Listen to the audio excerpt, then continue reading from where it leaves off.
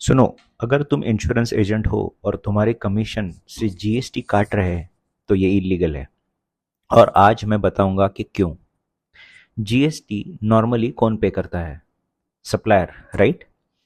But कुछ cases में buyer को खुद जीएसटी पे करना पड़ता है, डायरेक्टली गवर्नमेंट को। इसे कहते हैं reverse charge mechanism, RCM. RCM में जीएसटी की लाइबिलिटी सप्लायर से हटकर रिसिपिएंट पे आ जाती है। दो सिचुएशंस में यह होता है। वन, स्पेसिफाइड सर्विसेज जैसे एडवोकेट की फीस हो, गुड्स ट्रांसपोर्ट एजेंसी का पेमेंट हो, या इंपोर्ट ऑफ सर्विसेज हो। और सेकंड, गवर्नमेंट नोटिफाइड गुड्स हो जैसे कैशू है, रॉ कॉटन है, लॉटरी एक्सेट्रा। सो गवर्नमेंट का ये लॉजिक सिंपल है कि कुछ सप्लायर्स को ट्रैक करना मुश्किल है, तो रिस्पॉन्सिबिलिटी बायर पे डाल दो और बायर को आईटीसी भी मिलता है। अगर बिजनेस यूज के लिए है, अगर एक्सपेंडिचर तो ही। अब बात करते हैं एक बड़े स्कैम की। इंश्योरेंस एजेंट्स की कमीशन पर आरसीएम लागू होता है। मतलब जीएसटी पे करेगी इंश्योरेंस कंपनी, ना कि इंश्योरेंस एजेंट।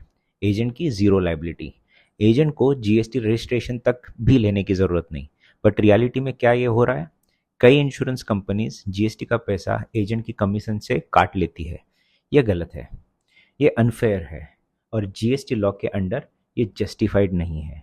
और सबसे बड़ी बात, एजेंट को उस जीएसटी पर आईटीसी का क्लेम भी नहीं मिल रहा है, क्योंकि उसने गवर्नमेंट को पेमेंट किया ही नहीं है। राइट।